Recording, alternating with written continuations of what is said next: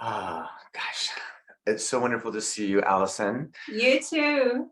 Wow. Oh my gosh. So I am really excited right now because Alison and I are partnering in creating a workshop on October 29th.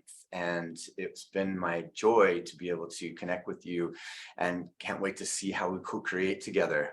Me Alison too.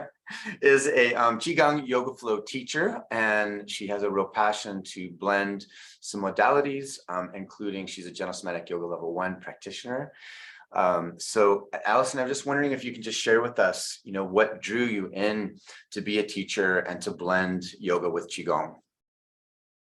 Yeah, so my journey started 2005. That's when I started my teacher training in yoga. And I was drawn to yoga through really trying everything I could to help myself with chronic pain. I had horrendous bladder pain, actually, interstitial cystitis. And I enjoyed different sports and things, but due to the pain levels I was in, I had to stop many of the things I enjoyed. And I just happened, I was going to a local health club, and I just happened to walk into the yoga class. And actually, I didn't really know anything about yoga whatsoever, but I thought try. And I just found it so nourishing and relaxing and healing and really everything I needed. So I said to the teacher after a couple of weeks, do you think I could train to be a yoga teacher? Which is hilarious because I was very shy, like incredibly shy. But to my surprise, the teacher said, yes, absolutely, you should. So I did, and here I am. Wow, that's interesting. I don't know if you know, that's pretty much how I also became a yoga teacher. I was an athlete most of my young life into my early 20s, and then going to Sonoma State University, I took my very first yoga class, just not knowing anything. So I didn't know that you and I had that in common. Yeah, neither did I. So in fact, during that time, I also was learning Qigong. One of my very close Wow. friends and teachers was a Qigong teacher. So how did you learn that modality, and what drew you to it? Wow, Qigong came quite a number of years after, and it was through a friend of mine who is also a yoga teacher, and his dad is a Qigong master. He's been practicing Qigong for, I think, about 50 years. And I showed an interest, and very kindly he offered to give me one-to-one lessons. So for 3 years, I had one-to-one lessons with him about 3 times a week, which was just incredible. And so my Qigong journey started there, and it just merged so well with the yoga I was already practicing. It's a very gentle flowy style of yoga that I was practicing already. And so I started, I was going to yoga class, telling my students I'm learning this Qigong, and they were all so interested. They all wanted to learn the Qigong too. So, and then when lockdown happened and we had the opportunity to do all these online, and of course that's how we met, because I came to James's online course, which was amazing. But I also took the opportunity to do my Qigong teacher training with Lee Holden, who is also in America. So I did the teacher training with him, and I've also done some courses with Daisy Lee as well. So I've merged the different courses because there are so many styles of Qigong, and then I just make it my own, basically. Yeah, wow. Well, the videos I've watched of you doing it really inspired me to want to collaborate with you. Yeah, I love it. I think it's really important to allow the whole being to express itself through movement and flow.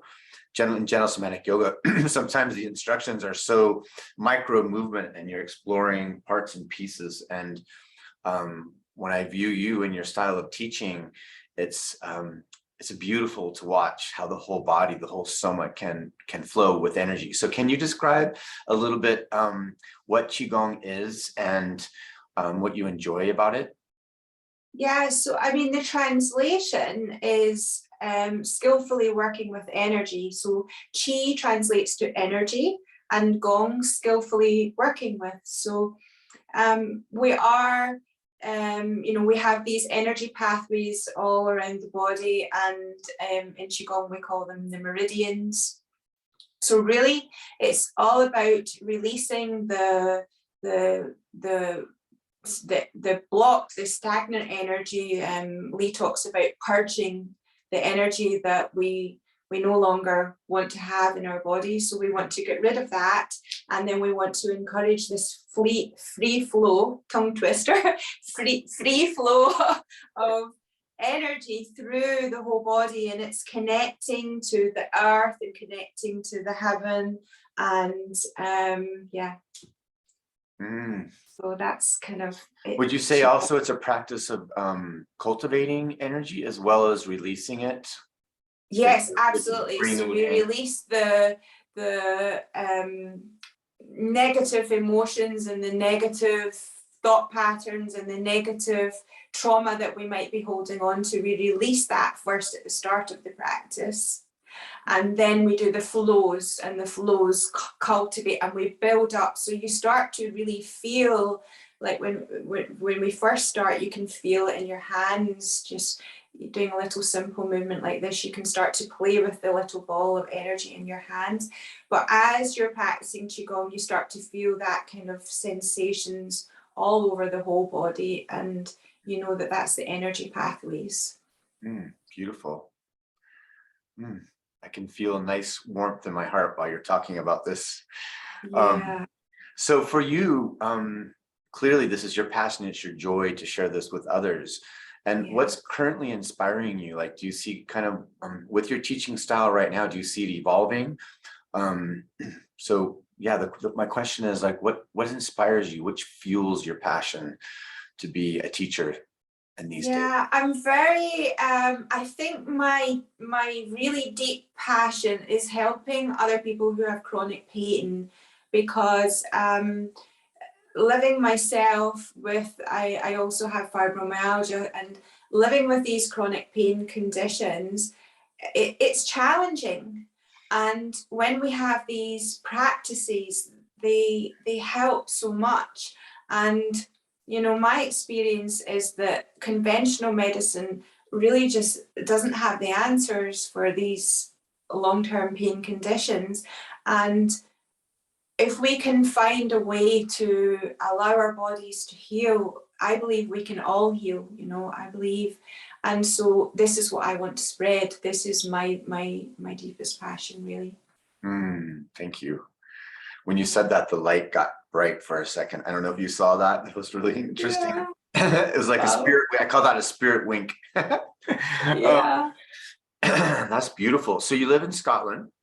Yes. And are you teaching? It seems like you teach outdoors sometimes. Is that correct? Whenever possible. Yeah. I mean, I really get most benefit practicing outdoors, and I like to share that with others too. So if the weather is not raining and not too windy, then we do it outdoors. The wind, it's not really ideal to practice Qigong in the wind, especially if it's a cold wind. So here in the west coast of Scotland, that's quite regular. Okay. And so it's rain. But yeah, whenever the weather's good, we do practice outdoors. Which is great, because then you really feel the connection to the earth, always barefoot on the earth, and the connection to all the energy that's just all around us. And you really feel it. Well, personally, I think we feel it more when we're out in nature. That's beautiful. I remember when I learned it, I was outdoors too. I was in California, so the weather's a little more cooperative. Yeah. My memory of that, because I haven't done a Qigong practice since then, really. Other things came up, but my memory is just feeling one with nature and one with the earth, and then I'm part of a larger system of interconnectedness, and that was very energizing, calming, but also, yeah, that sense of belonging one with nature, is my memory. Yeah, exactly. And it's so nourishing, and you know, all my pain just goes away when I'm doing my practice, especially if I'm doing it outside. It's incredible. How does the yoga fit in to your teaching style? So I very much go with my intuition. So my regular classes in the village, I live in a little village, and I have to say I don't plan the classes. Although this week I have planned a class, which is unusual, but it came to me this morning, I want to do a class this week for self-love. So I did plan this class, but usually I just go to the class and I just go with my intuition. So sometimes it's more yoga based, and sometimes it's more Qigong based, and sometimes it's just a mixture, and they just flow into each other basically. I mean, as I'm teaching, it just comes, and I just do what comes. So it's yeah, it's really a mixture of both. Well, I can't wait to co-create this workshop with you. Yeah. Thank you so much for initiating it. Alison reached out to me, a couple months ago, and said, hey, what do you think about doing a workshop together? And I was like, yes.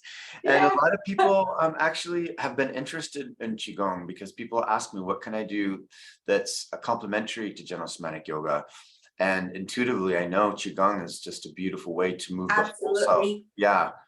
So yeah, because I always tend to bring in, so I enjoy doing the flowing. I do tend to do the sort of standing up flowing part at the beginning of the class, or sometimes we might lie down and breathe, or sit down and breathe, and then do the flowing part. And then I tend to always bring in some of the gentle somatic yoga at the end as like a kind of you know, down on the mat, floor based, and then into shavasana for a relaxation. So yeah, they flow beautifully together. Absolutely. Well, thank you so much for taking the time. I know it's later for you with the time difference, so yeah, I really appreciate that you made the time to connect with me. And no, thank you for having me. Thank you so much. I'm so excited about this workshop. Can't wait. I am too. Yeah. So those of you that are watching, please take our workshop on October 29th. Yeah. The information is on the website, gentlesomatichoga.com. And I look forward to seeing you then, Alison. Yeah, I can't wait. Okay. Sending lots of love. Namaste. Lots of love.